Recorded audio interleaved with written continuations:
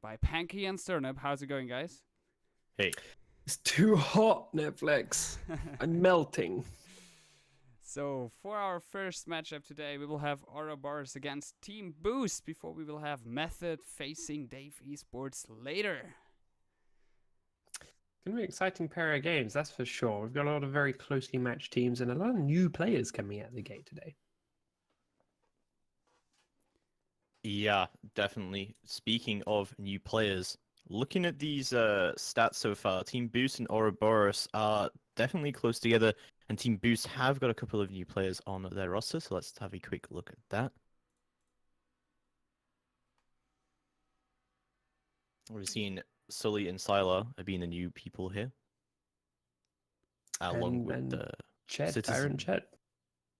Yeah, Tyrant Chet, sorry.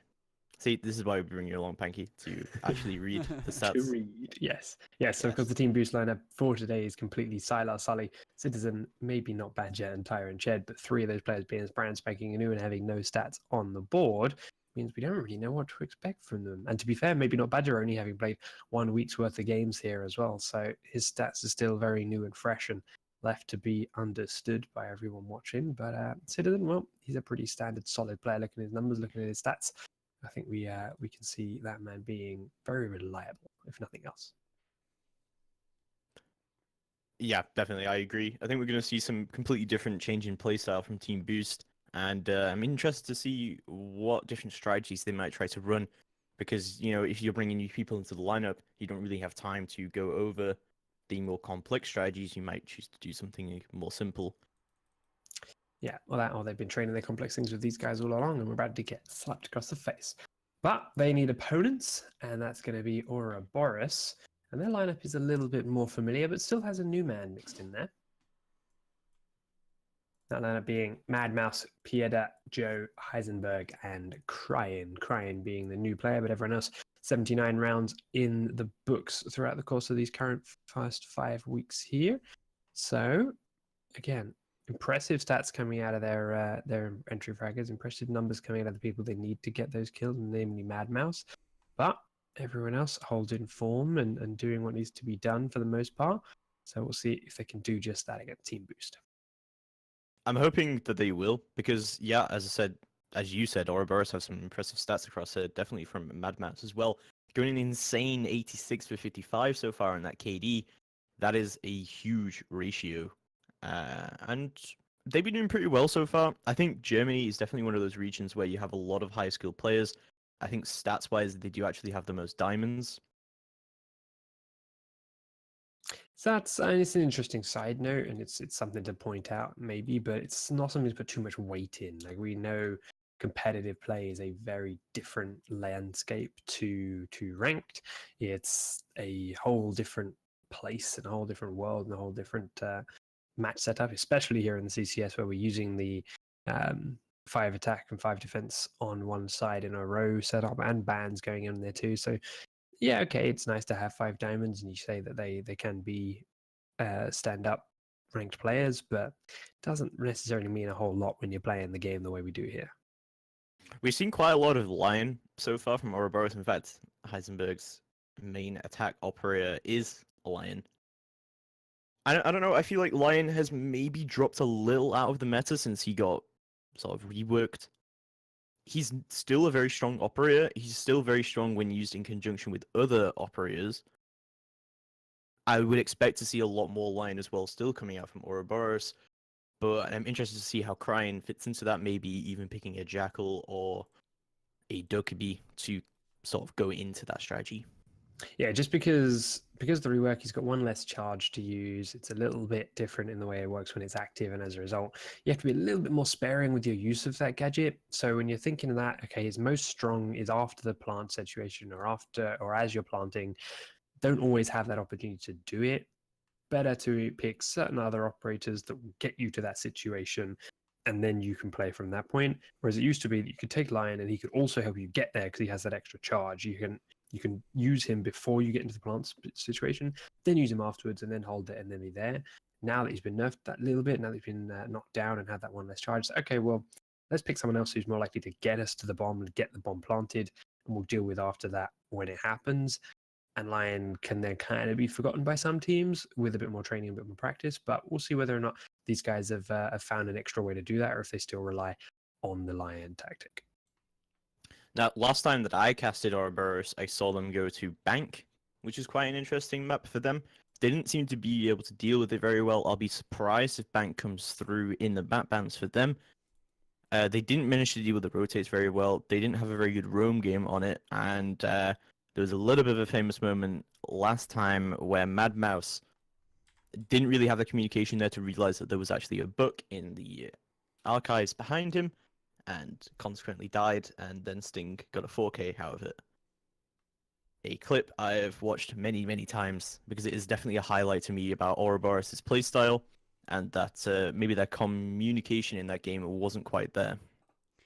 So, talking about map bans, we do have 2 teams. We have 10 players, so we are going to see on which maps we will play today. The map bans are, as always, provided by MapBan EU. Banning first is Ouroboros by banning Consulate. Boost is following with Bank. We have a border ban from Ouroboros. And the last ban from Boost will be Skyscraper, leaving Chalet, Oregon, and Coastline overall. So let's see what the picks will look like. Starnep?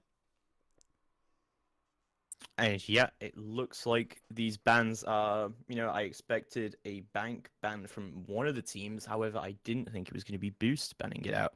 From the first pick, we are going to see Chalet going to be onto Ouroboros.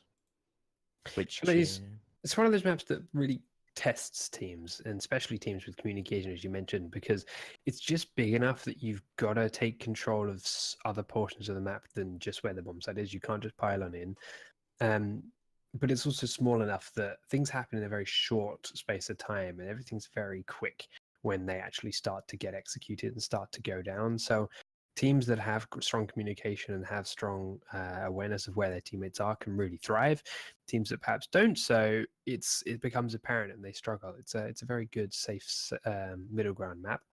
They'll follow that then by Oregon, a map which is these days a little bit bigger in the way it's played than something like Chalet, but again, not too huge. It's played with a lot of roamers, played with a lot of spread out defenders by some players, but ultimately comes down to, again, very small, tight spaces for that final few seconds, that final few executes on most of the bomb sites. Yeah, I definitely agree. We are going to see the Oregon pick coming out from Boost. Oregon is one of those maps that's picked almost every single time. It is a very, very popular competitive map. I'm sort of wondering why that is exactly. It's an interesting one to look into. Off the top of my head, don't have a straight answer for you, but I'm sure we could theorize it out and think it through later on. As it is, then yeah, Coastline is going on through, and it is it's an interesting map. It's easy to rotate. It's got a lot of rotate options for both attackers and defenders, depending on where the bomb sites are, due to the layout of the map, due to the size, due to the square format of it. It's quick and aggressive for access to most of the bomb sites it's from windows, so it's not easy to jump in and sprint in most situations. So you can see into it, you can be there, but you can't just jump on top and pile on in like some other maps which have direct access to bomb sites. And it's destructible enough that you can create a few long angles should you require them, should your strategy request them. Yeah, definitely. We are going to see the operator bans coming in now. The first ban coming out from Boost is going to be Lion, and then the ban from Ouroboros is going to be Ying. I'm not surprised by the Ying ban. I am surprised by the Lion ban coming out from Boost, although that might not be too surprising since we have seen a decent amount of Lion coming out from Ouroboros on their attacks. Yeah, they've looked at Ouroboros's pick tops. They've looked at the way they play. Take the Lion out of the picture. Nothing too complicated. Also, the fact that Ouroboros do start on the attack here for Chalet, that is definitely going to impact that attack.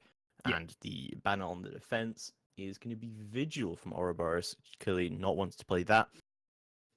And Valkyrie's going to get banned out by Boost.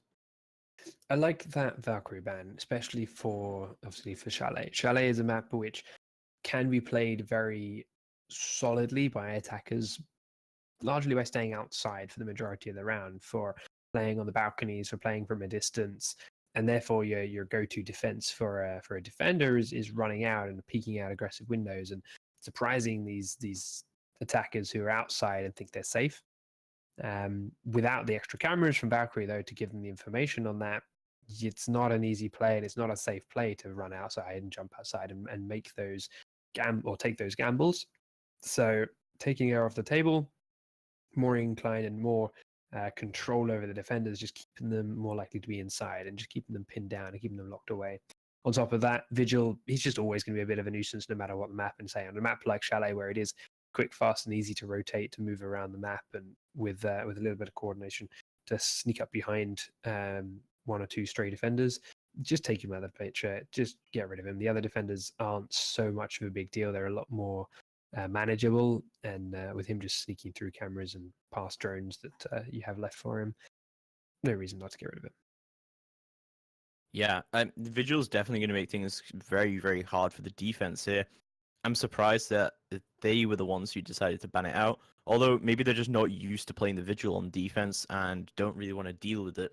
Chalet is one of those maps where we did say it is a little bit about the room game. It can be, but there are plenty of viable strategies, and plenty of teams use strategies in which you play very static. You play echoes, you play docks, you play rooks, you play 3 armors that sit on the site and do not move around the whole bunch, and use them to just take down the quick nippy targets that are sprinting away by being big immovable objects. So if you're going to go for that strategy instead, you're not going to use the Vigil. You might as well take them away from your opposition. Yeah, so that does suggest, do you think, that Ouroboros might decide to play a little bit more statically? I would imagine so, at least to be their begin with, at least their ideal strat, at least what they're going to try and start with first.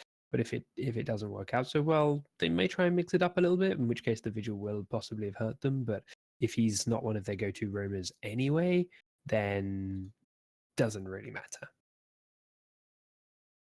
Yeah, I think so. I think this is going to be one of those games where you have to very much adapt. Of course, Team Boost, we did mention they have 3 new members. So maybe they might try something simple. As you said, they may have been trying those advanced strategies all along. Maybe this was their plan all along, is to get completely new members and completely throw everyone off. But this was actually their main lineup. Maybe so, but it definitely is going to be a factor in this round, and the fact that obviously people aren't going to know what to expect as well. You still have an idea of what these guys play. You'll say, we will come across them in ranked, you'll see them around the scene.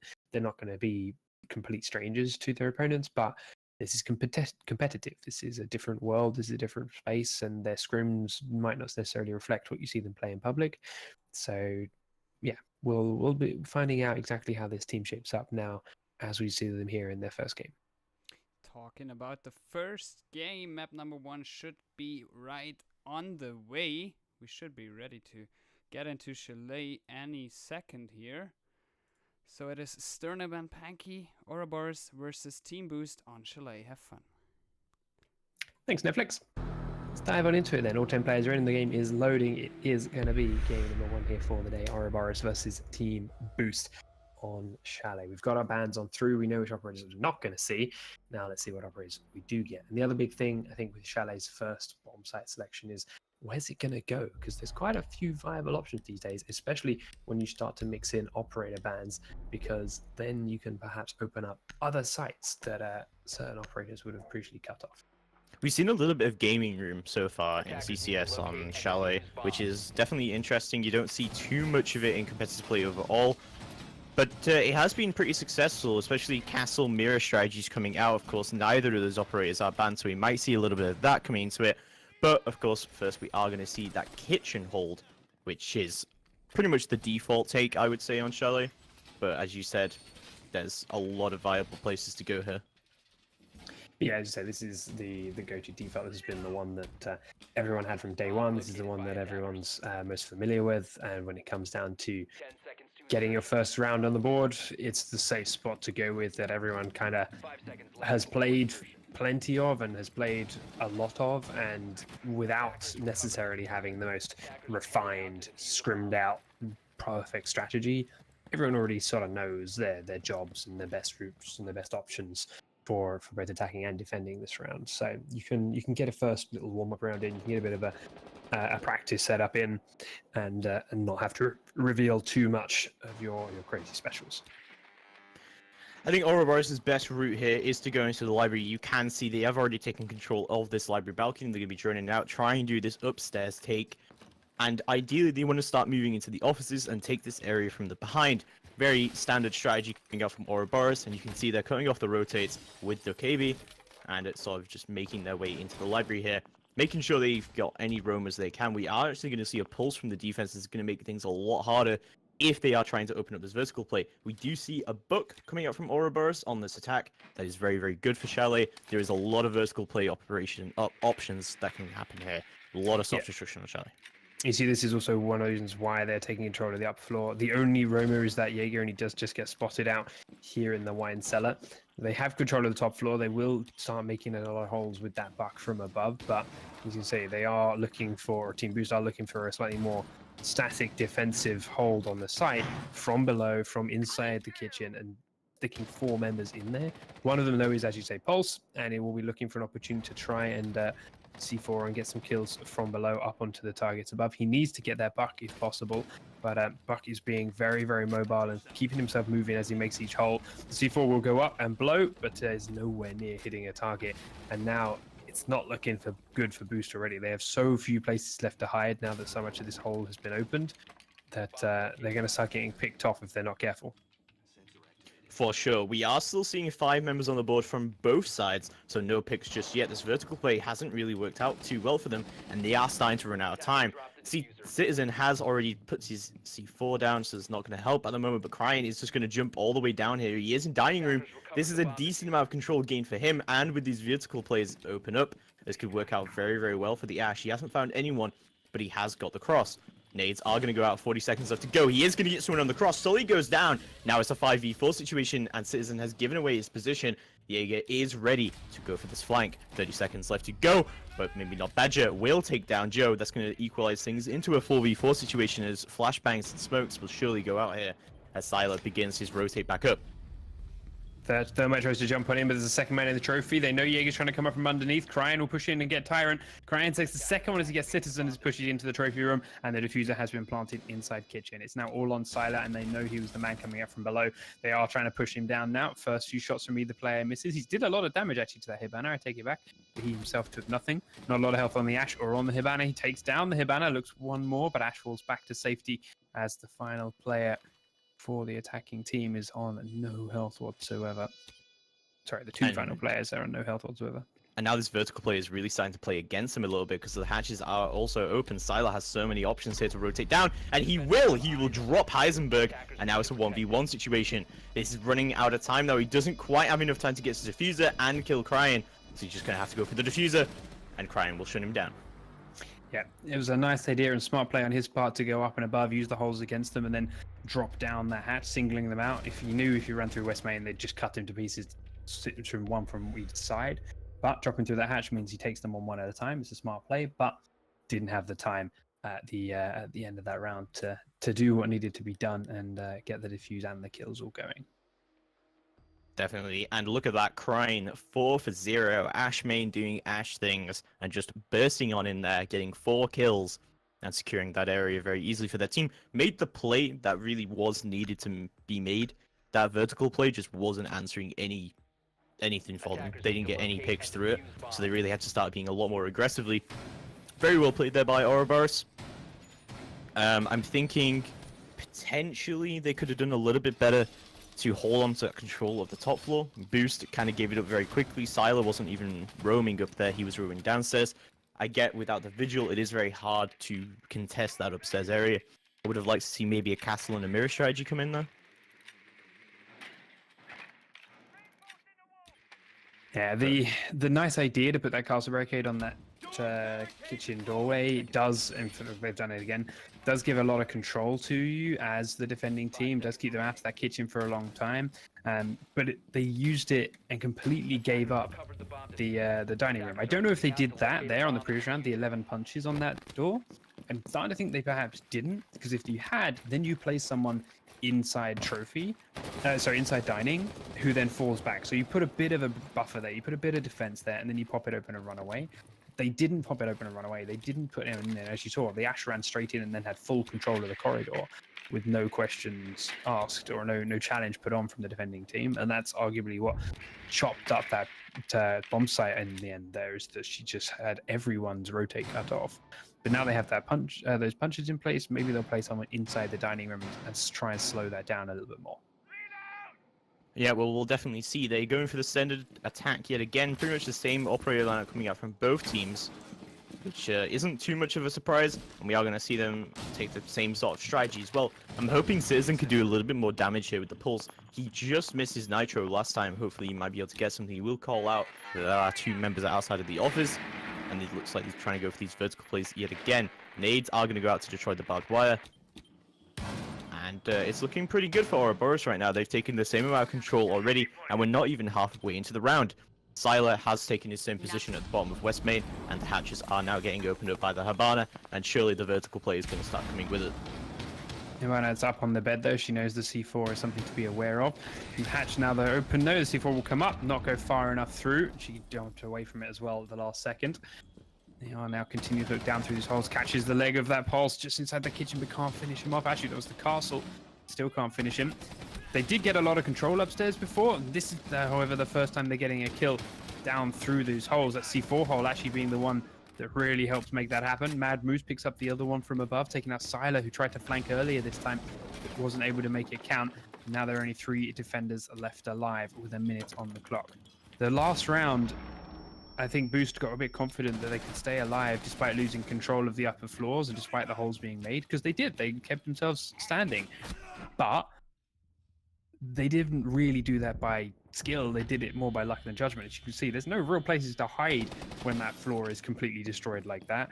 And they just got lucky with their timings of the attackers upstairs not being able to see them as they moved around. This time, that hasn't happened so well. They need to put Sylar, or maybe one more with him, on that floor above to try and hold it, instead of trying to have him flank out from underneath.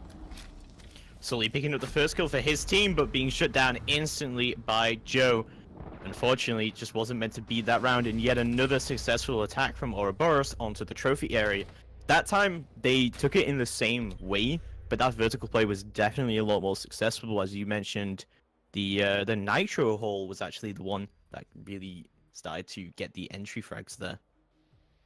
Yeah, indeed. They just breached the hatch, looked down through it, and then the nitro hole was the one that actually helped finish off the downed player.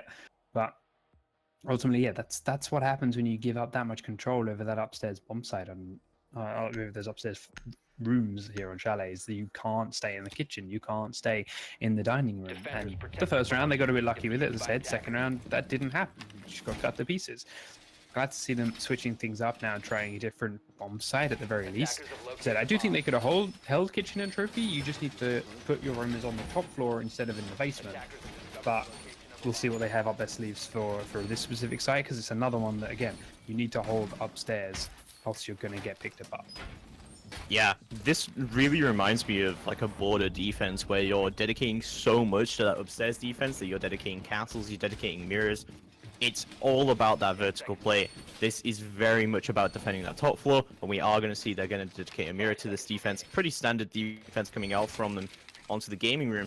We are seeing a thermite from the Ouroboros. In fact, we're seeing the exact same lineup every single time from the Ouroboros' attack.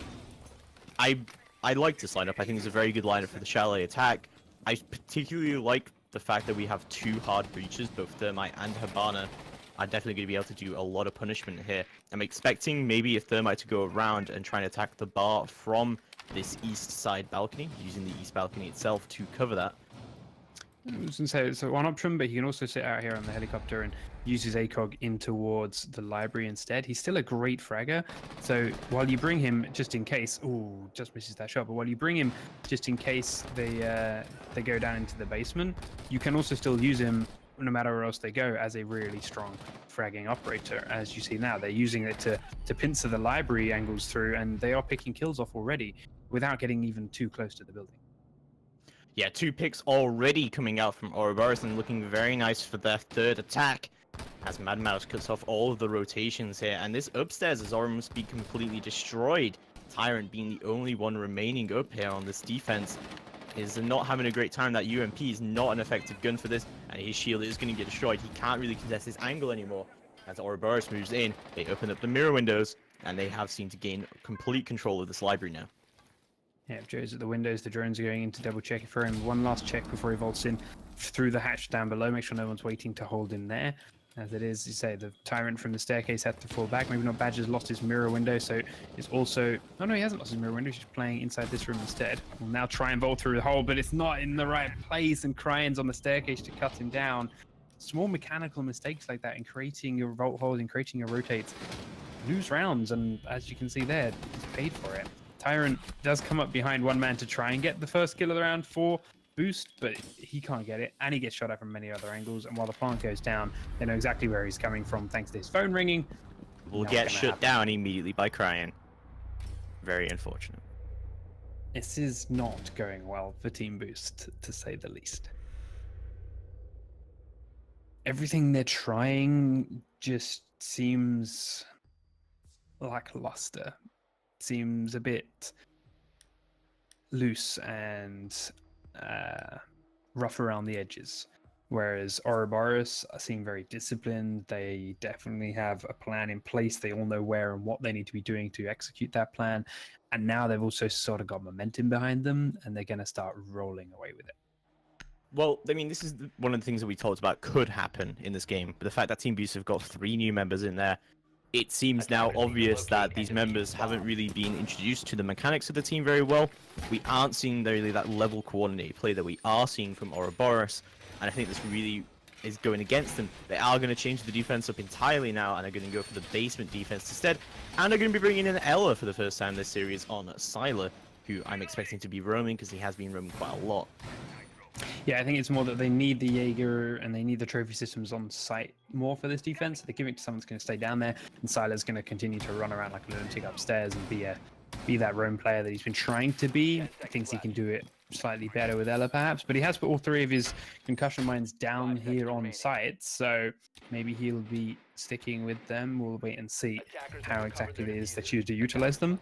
But the attacking lineup, of course, as you mentioned, from Ouroboros does not have to change at all. That's why they picked these ops, because they are so good at attacking every single site on this map.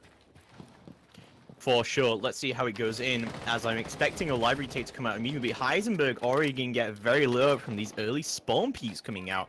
Very aggressive from Team Boost, but it seemed to work out for them quite well. They've already put the Habana down on about 10 HP, and they've gone away with it for free. None of them are lit up at all.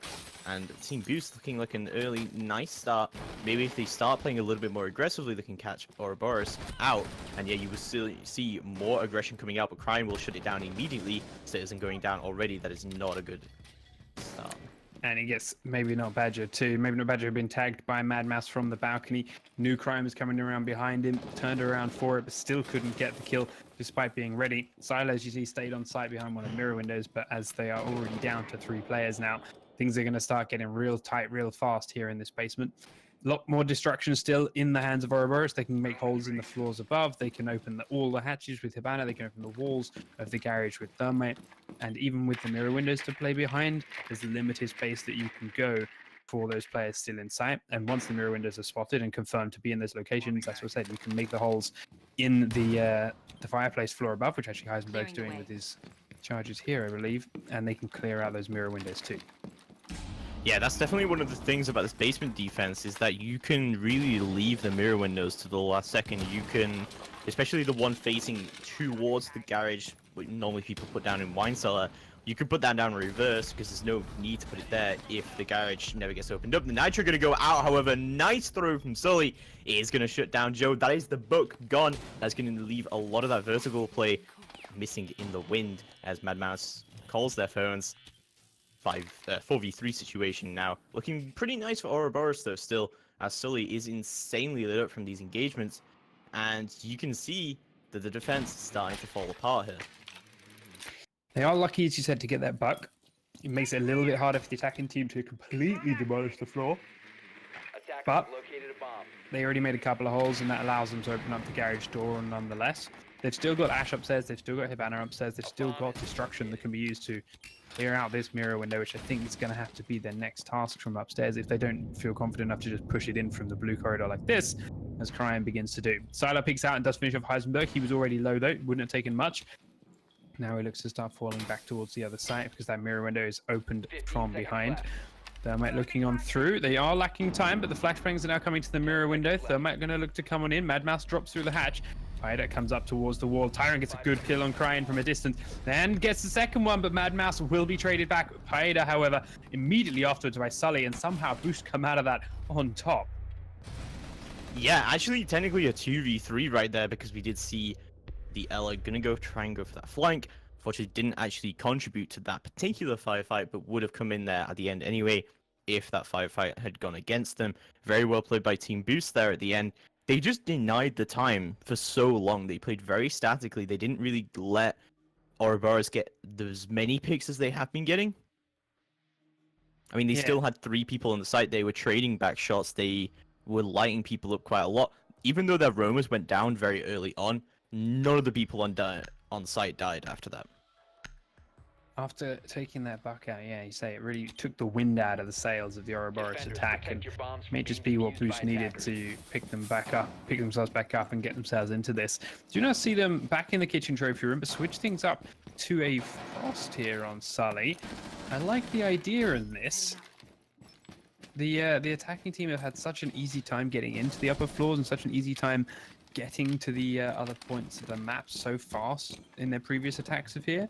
They may still have that confidence in their sails. They may still be pushing aggressively, and a quick frost trap will slow them down and take half of their health away pretty damn quick. And now they've also gone and brought Tyrant over onto Dock to be a slightly more again immovable object, probably inside dining, that can hold the site downstairs. Yeah, I do like the frost pick here. I think it's a very weird pick, very out there. If your roam game hasn't been working too well, maybe the trap meta is the way to go.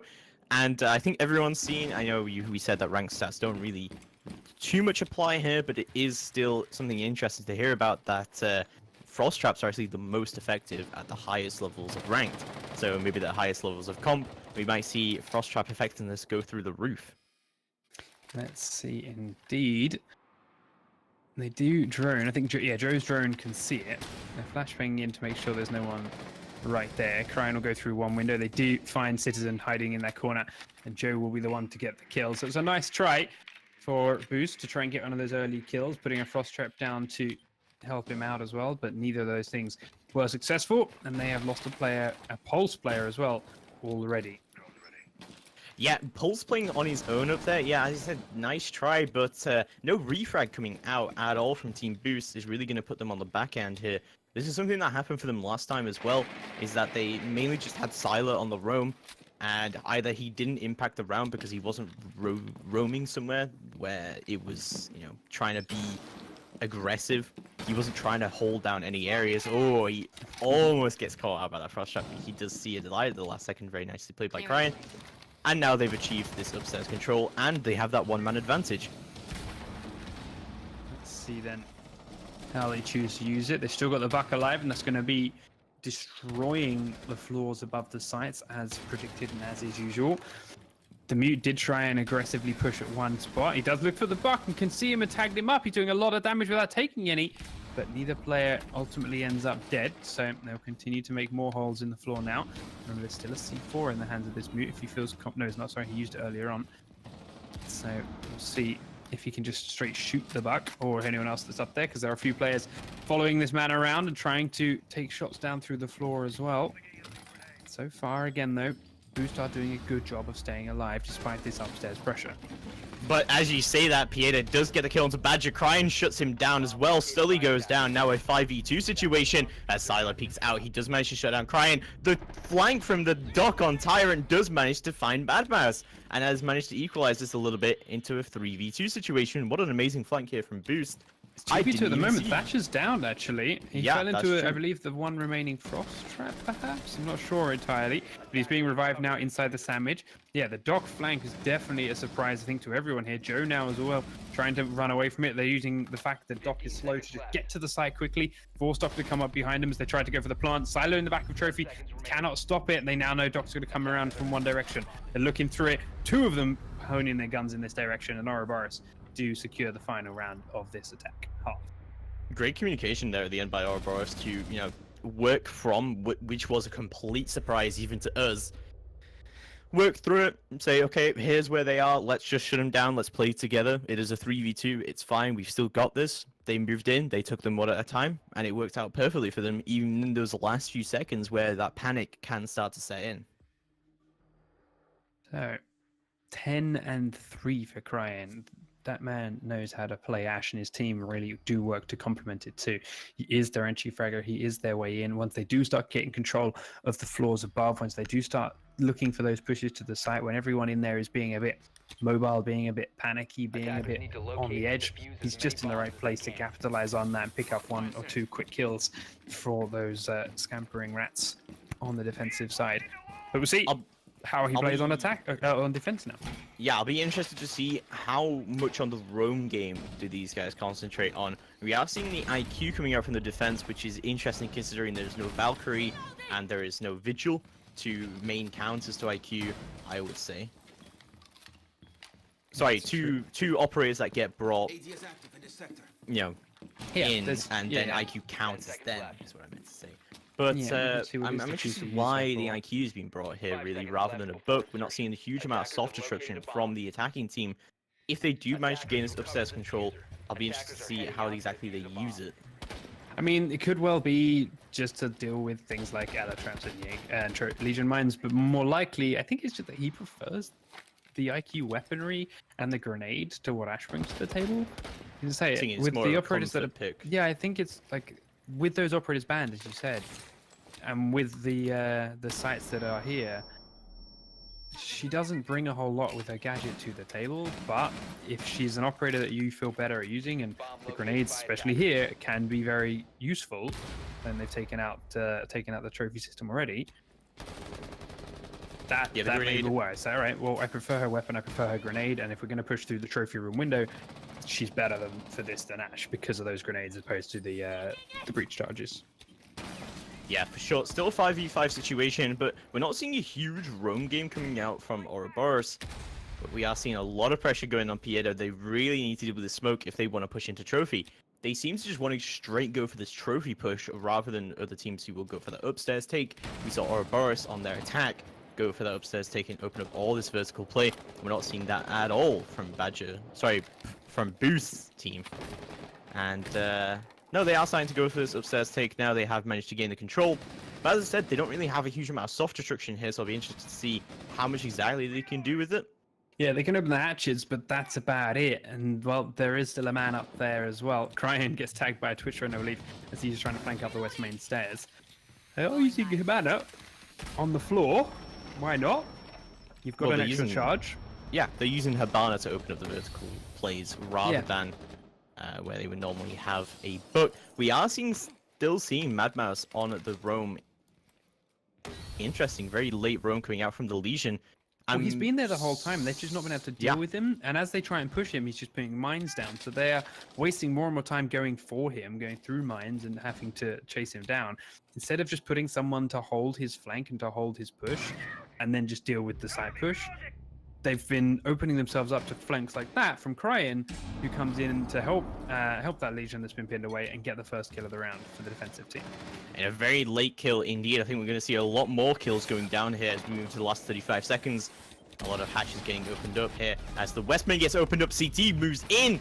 He gets one. He gets two. Very nice kill. Double kill from Citizen coming in. And now it's a 4v3 situation, and the plan can start going down at West Main.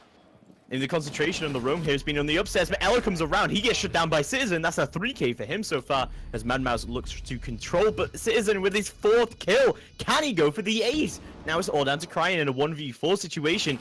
And he's going to be crying right now as he tries to retake the site. He gets shut down by Badger. Unfortunately, no ace. But Citizen just completely recovered that round. Yeah, they were getting a bit hairy for a moment. Not quite sure what they were going to do, but they came down to, all right, we can breach this wall. We can get into the site. We've grenaded it. We know it's clear. We got it. Got the plant down. Had control of it thanks to Citizen going absolutely huge for a couple of seconds. And the Romans that were doing a good job of holding the backside and were doing a good job of controlling the top side of the map couldn't get back to the site to help their team.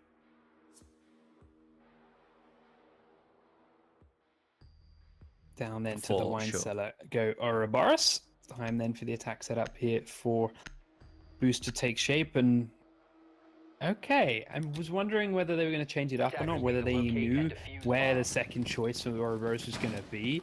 If they took a gamble on it, they gambled well. If they can get control of the fireplace area. Sorry, that's me. Fuse can do serious damage to the room below with those charges. Yeah, the Fuse is definitely an interesting pick here. I kind of like Fuse maybe for burning ADSs now, since Habana can't do that. If you get what I mean. Maybe just pick a room where you know there's a lot of ADSs and just fuse it from above. You know all the ADS is going to concentrate on your Fuse charges, and then you're going to be knowing that it's all burned out, and you can start to push in there with nades. You've got that too, but I mean, you can also say you can drop it in connector, and you know there's no way anyone will be in connector. You can drop it behind the default mirror window spot, and you know there's no one going to be playing behind the mirror window. And not just that, they'll also be pushed way back within the A site by the bounce too. So there's a few spots you can use it for its actual utility and for its lethality, as well as just clearing out trophy systems. The trophy systems, to be fair, in most situations will probably be placed in spots where the fuse charges can't get at, things like close to the garage door or in the blue corridor, which you can fuse the blue corridor, but you don't get a whole lot for doing it. Yeah, you see this late mirror is going to go down. That is a nice strategy coming out. Joe is going to go down to Badger. Nice pick. Then Badger with the double kill. I thought he was going to get refragged there instantly, but Bamba's going down. Both of the roamers from Ouroboros are out of it already, and now it's a 3v5 as the plan is actually going to try and go down here. They tried it, but the C4 will cut him down. It's a nice attempt, and I like it. You take two roamers out very quickly and then immediately make a push for the plant. Tyrant took a lot of damage from that first C4 and now goes for a default plant spot and easy kill for Heisenberg. Still in that connector. Twitch drone is being used elsewhere on the map. They're hunting roamers with half the team and trying to push plants through a tight push. Like, I don't like this from Boost. Like, you had a great start picking off those roamers. The guys that were then outside the garage door, just slow down a minute. Let your roam killers come back and join the squad, and maybe you can make this work. You've got Sully. Once you've got control of the top floor, which with two roamer kills you should have, your Fuse could go upstairs and start to plant some of his charges to kill these people that are sitting here at the bottom of the stairs or sitting in connector. Instead, he's now jostling around in a 1v2 and going to lose your diffuser with no help from the people that were upstairs. Not a great play from Boost at all, but Badger will start to recover the round as he picks up his third kill. Cryan going to go down, and now it's a 2v1 situation. Could Badger get the clutch ace here? Let's find out as we do move further into this round. But they still have the mirror window here. Pieta is in a great position, and they still have that crossfire onto the site. They do have control of the diffuser as well. Not a great situation for Badger, but he's still got a decent amount of time to work with here. It's still 50 seconds on the board, and he will manage to open up that mirror window, make things a little bit easier for himself as he starts to push onto the site, going down the main stairs, meleeing down that barbed wire, and just making it easier. Ooh, what a nice wallbang coming out from Badger. He is going to shut down Pieta and going to move this through into a 1v1 situation, removing that crossfire and equalizing things out as we move into the last 30 seconds. Now, Badger trying to get these melee down onto the barbed wire as he pushes down onto the main stairs. He goes for those pre-fires, and it's just the pre-fire city right now. Him and Heisenberg neck and neck. This is so close. He's trying to push in. He doesn't have the diffuser. The last 15 seconds, he's got to start pushing in. He has to get the kill. He pushes into the garage, pushing onto the connector. He's got to be somewhere. He knows he's in the connector now. He's got to try and pre-fire. He's not in the connector. He's rotated around, ring around the Rosie, and Heisenberg will just waste the time. Beautiful play from that bandit. Knowing that he's just going to pre-fire every spot, knowing that he's just banging a couple of bullets towards each door, each hole, every chance he can get. Don't make it easy for him. Don't stand up into one of them. Not just because you could stand up into the pre-fire, but also because the second you do, he gets that information back in exactly where you are. Instead, You run down the clock. You force him to be very gentle the way he goes around, and slowly but surely, you can just crouch away from it without him hearing you over his own sounds, over his own footsteps, and burn the clock out. That was wonderful to watch. Yeah, really well played by Bandit, but you got to give the credit there to Badger as well to get a 4K to try and recover it for his team. His team didn't do too well there. He should have probably been down the stairs a lot quicker than that, and the fuse should just not have pushed in that deep without any support.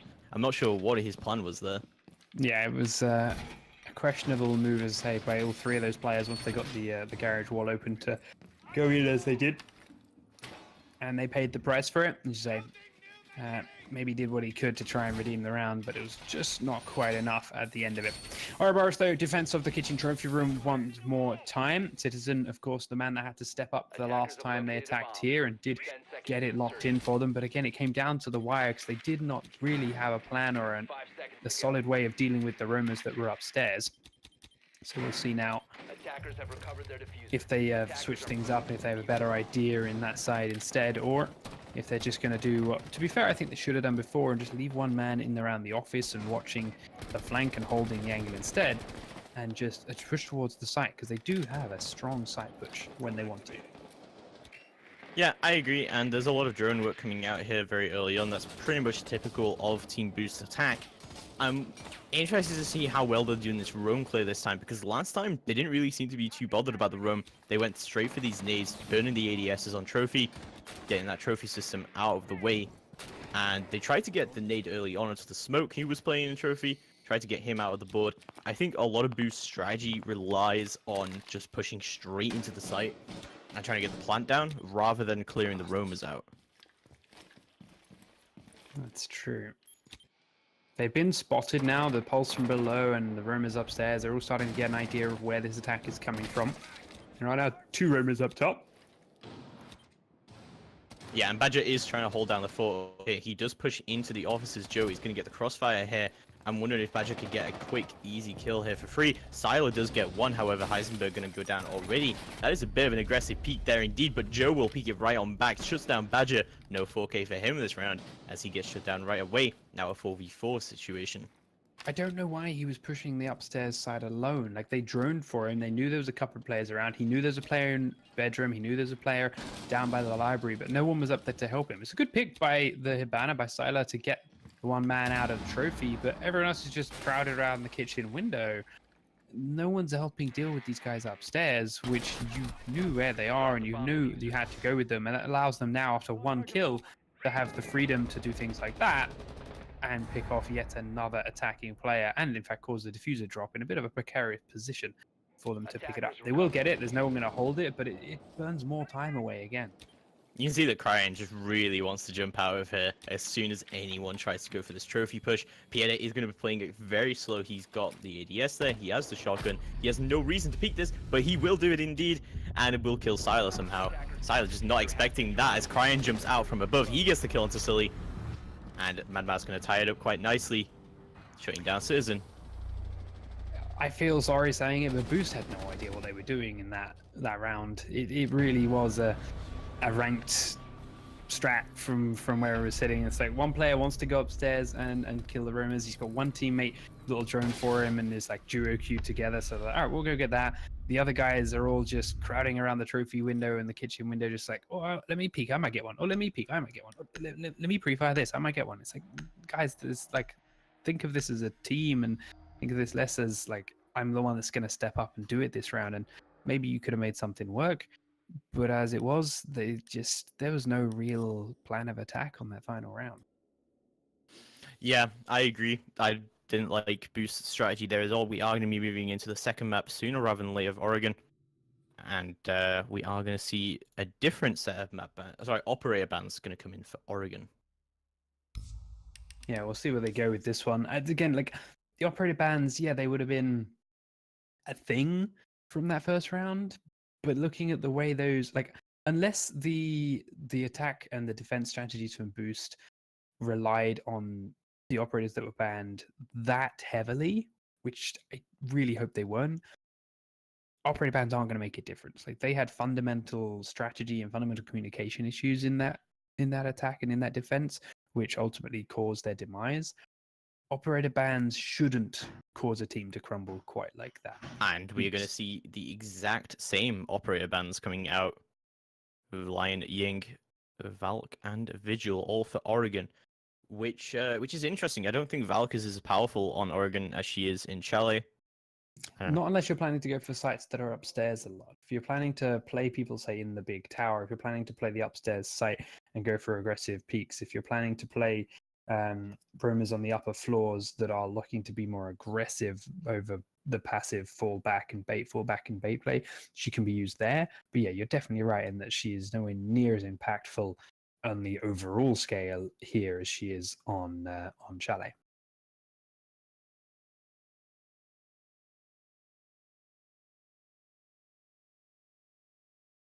And it looks like we are going to get into map number 2 here of Oregon sooner rather than later. Yeah, no one wants to hang around. We do, of course, have a second game coming up today after this one. Dave Esports versus Method. Method, who I personally cast for the first time last week, and while they've got some honor to redeem, they have gone on record today, though, saying this game then will be easy peasy. So, well, I'm excited to see how easy peasy exactly tank means. Yeah, we'll definitely see how indeed they take this, but we are going to see the second map of Ouroboros versus Boost this time. Yeah, I think Boost have a lot of communication issues to work on. I think that might be escalated by the fact that they have 3 new members. Clearly, our maybe discussion earlier about maybe this isn't so bad. Maybe they have played quite a lot together, maybe they're not complete strangers. But I don't know, it wasn't going too well for them. Hopefully going to be able to pick up slack a little bit as they do move into map number 2 of Oregon. I'm going to see Boost on the defense to start with. Interesting to see the destruction on this rotate going down to floor level. Normally leave it with a little bit of a gap that you have to vault over to avoid Twitch drone mobility, but going to completely destroy it this time over. They are lucky in the sense that the attacking team has no Twitch drones on the board, so maybe they are aware of this strategy, maybe they are aware of how Ouroboros attack and know they don't need to worry about Twitch drones. But either way, it's a small quality of life thing that some teams choose to do and some teams don't. It does allow a more prone position, a separate angle on the hatch from below, and it can allow a faster rotate through if needed. Interesting to see that mirror window placed on the upper level though, so I'm curious to see how exactly it is they make use of that. Yeah, this meeting hall defense seems to be very important indeed, as we're going to see the other mirror window put in the default spot here by Tyrant. Yeah, the meeting hall defense seems to be pretty key here to Team Boost. Interesting that they haven't taken castle for this. I expect, Sully is going to be playing onto the bandit. I'm surprised that he's not playing in the attic though. It doesn't seem like it. Normally you want to play bandit in the attic so you can bandit trick that. Sully is actually going to get the first kill of the round anyway. No bandit tricking going to come out for him, but he is going to shut down the Thatcher already, who jumped in maybe a little bit prematurely there into the garage. No recrack going to come out from Ouroboros, however, as Sully does rotate all the way around, and they are going to drone him out. That was unlucky. I don't think he noticed that the window was wide open to his left-hand side. If he'd have just looked that way, he'd have seen the window, and out to it, he could have seen the man droning, but instead the man droning caught up with him on his own drone and gets a free kill to trade Sully back. So it's a bit delayed, but it is a trade all the same.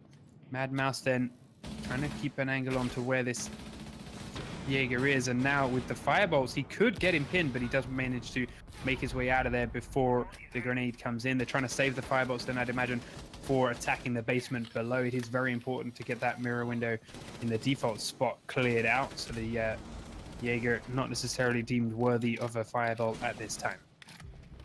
Yeah, definitely, but Tyrant going to run up the stairs, and he's actually going to get the pick before instantly getting traded himself.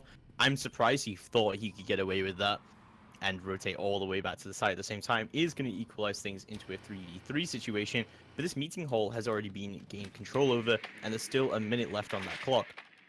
Looking very nice for Ouroboros right now in this attack. They are still 3v3 though, as you mentioned. Now they're starting to push Cryan down the front staircase. Hideout has the diffuser. Siler is looking for an angle on one player through the meeting hall back end, but no one's there. Smoke got his grenades in hand. He still has all 3 of them. 43 seconds. If he starts throwing them out now, they can hold this defense. but he's going to sit on them, and this is the time he should be using them. The smoke grenades come out from Mad Mouse then to block vision. The Citizen's already moved forward. Can't quite see the man that he needs to. The planter is in the corner. He's going to sprint forward, sacrifice himself for it, and it does succeed. Citizen stops the planter. Now Ash is on the spot, which means an easy second smoke goes out, and that will stop Cryin from planting. He's going to try and hold it. I don't know if he'll have time. No, he won't. He's definitely dead. Mad Mouse, though, manages to kill Sylar in the process, and now it should be a easy third smoke onto Mad Mouse to stop this final plant. That one didn't actually hit him where he needed to. He pushes through it, though, lands in the Legion Mine, but maybe not Badger. Does get the final kill just in time. A pretty good defense, but a pretty aggressive defense at that. Pretty standard, as you said last time. I think Boost came up with a pretty rank strategy there. Although the meeting hall mirror was quite interesting. They had so many roamers, so many people just running up, denying the plant. But in the end, I think it all came down to the fact that that smoke was still allowed to be up. The Capital Firebolt could have completely changed that situation. Yeah, I'm wondering if he should have firebolted before he smoked, because as it was, I feel like he missed his firebolt. I don't think it went in through the hole in the wall, and I think his own smoke may have been the reason he blocked his view from that or something. That, or he just chose to firebolt somewhere else, which is even stranger. But yeah, the smoke being allowed to throw his grenades out of there and stop the plants like he did, definitely a contributing factor, if not the contributing factor, to the outcome at the end of that round. But they also were very low on time. They were lacking resources as it speaks to get that done in the window they had, largely because of how many players were playing upstairs and how many times they had to deal with just one more person sticking their head up from Boost. So while a lot of them were quick peaks that perhaps were ill-advised and did result in a quick death for some of the defenders, they always had an even amount of numbers, and they always burnt a little bit more time off the attacking clock. So we're seeing kitchen mirror defense here. No mirror going to be dedicated to the upstairs this time. We are going to see maybe ADS is going to get played onto the windows instead. I think a lot of this defense really concentrates on holding this kitchen, opening up the vertical angles from below, and watching the kids' dorms windows from there instead. Yeah, let's see where they choose to put these players. They've got plenty of rotates in and out of that kitchen there, thankfully, because of it. So we'll see if they get pincered in or if they get shut down. Something that Ouroboros have done a great job of doing is cutting off and isolating out roamers. So if they do want to push them, they've got a good start. As it is, though, Joe picks up the first kill of the round onto maybe not Badger. Last round he was the smoke, so it would have been a huge kill, but this time he's the bandit. It's not as impactful, but still every kill counts at this stage. Well, also you now know there's no bandit tricking capability here. Maybe not going to be too important for this attack, but it is a nice pick off the board. You know that's probably a nitro off the board as well. So looking pretty good here, and they have opened up this white stairs mirror. This is one of the bad factors if you choose to not reinforce it. And of course, it can get blown open by the Ash, and she has done exactly that. And that's going to turn things in a pretty bad situation for Boost here, because there's still loads of time on the clock, but there's still been a decent amount of control gained from Ouroboros here, and a pick. Yeah, so the players that were playing underneath on those kids' windows are now out of the running, in matter of fact, because they're just not coming from that angle. The big window on the A site has been opened up, and that's going to mean the corridor is a no-go zone for the defenders. Cryin, however, isn't a defender, and he goes straight down the middle, picks up the kill onto Sully before Citizen trades him out from inside the kid's bedroom itself. Does pre-fire towards the big window, but won't touch anyone. Sylar, however, has flanked up the other way and taken down Joe in the armory, so it is still a 3v3 now.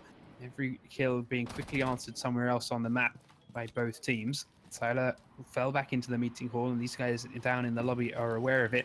The timing on that peak, Thatcher just missing the mirror come around the corner as he now heads up towards the master bedroom and towards his teammate of Hibana. But this is ideally a better situation anyway. They are going to be playing all together.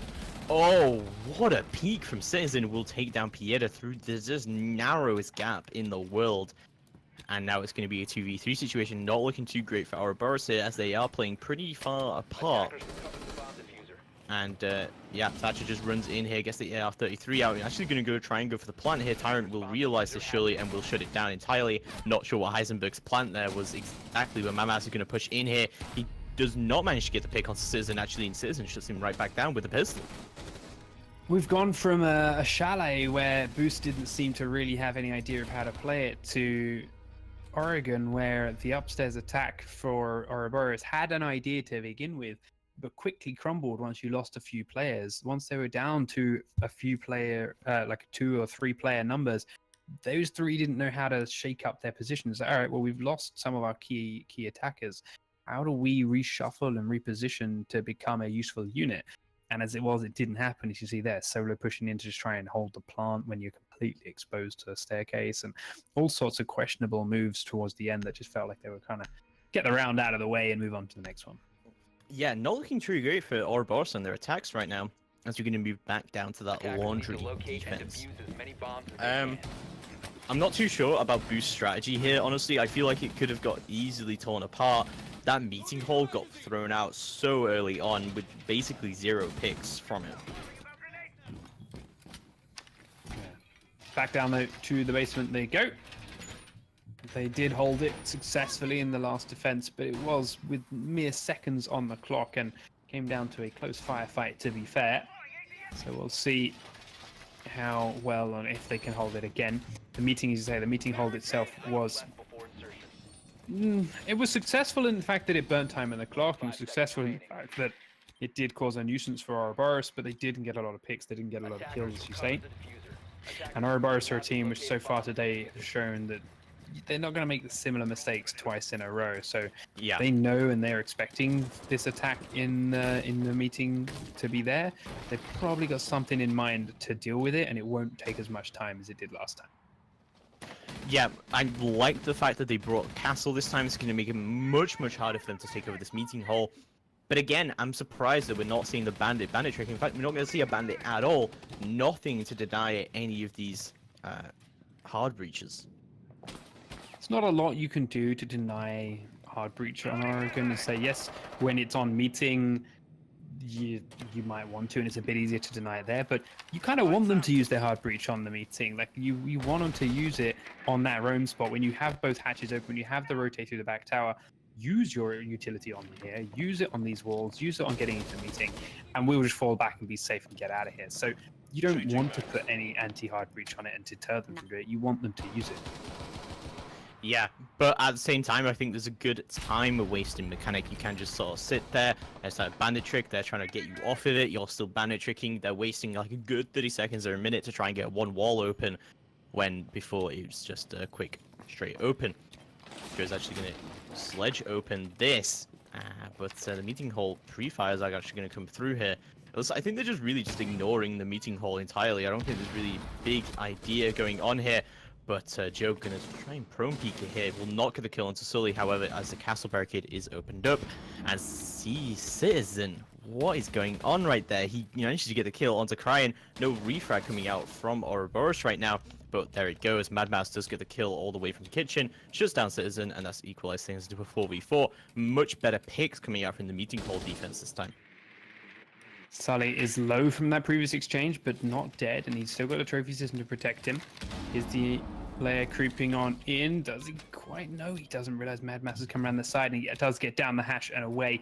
Ultimately, his job there is done. 50 seconds on the clock, and Ouroboros is still a little bit timid and unsure about this meeting hall. That's exactly the job that Boost needed their players up there to do. So with 40 seconds on the clock now, they are pushing downstairs against 3 still intact smoke grenades and just trying to go for default plants. Providing maybe you can just throw these out in the standard, predictable, needed spots, this should be around in the bag for Boost, but there's still firebolts in play, and this time it looks like they've landed in a better spot.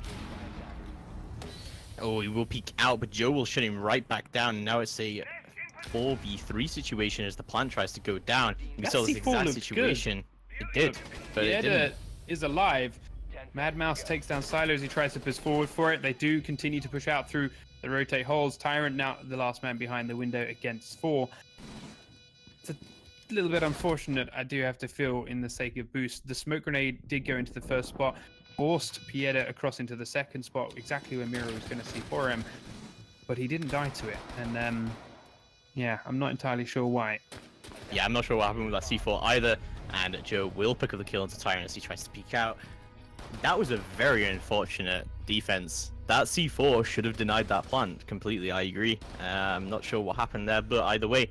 I mean, to be fair, we were in a top-down view, which does do some weird things to the way the spectator mode works. That is but true. There are plenty of people in this game that have had a different angle, and it would be interesting to to see exactly where it landed from their point of view. But yeah, I do have to feel a little bit bad for Boost on that one specific.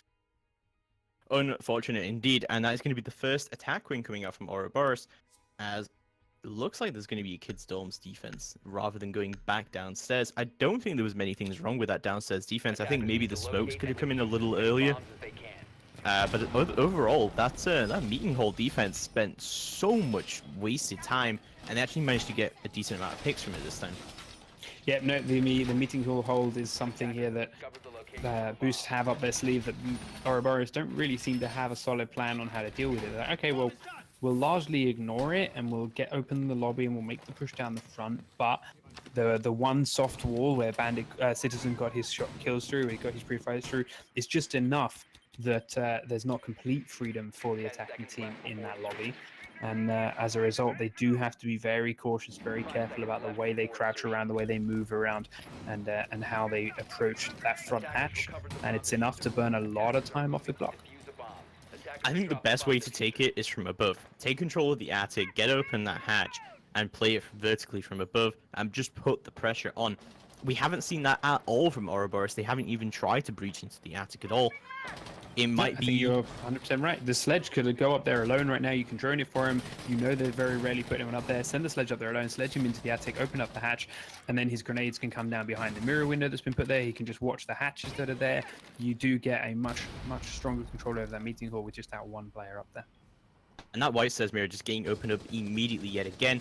Crying using his flashbangs to burn any ADSs that might be there, and Badger is now in a bit of an awkward situation if he tries to rotate back, because he knows that someone might still be watching the rotate from above. So, as once again the attack starts to shape up for Ouroboros here now, it is 5v5 with 2 minutes on the clock. They've started to take out, as you say, the first few mirror windows, the default spots, a couple of the barbed wires, and any of the trophy systems they deem necessary to kill.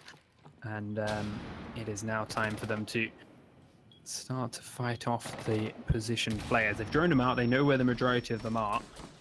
And it's time to take the firefights. They are looking to go into the master bedroom, breach in through the cupboard to get the plant off that way and go for the planting generators. But Sully is in a good position to stop it and smoke it if they do get through. And there are players inside the what would be a bomb site and below that can also take part in stopping it. Yeah, and 1 minute 20 left remaining. The first kill of the round is going to go down.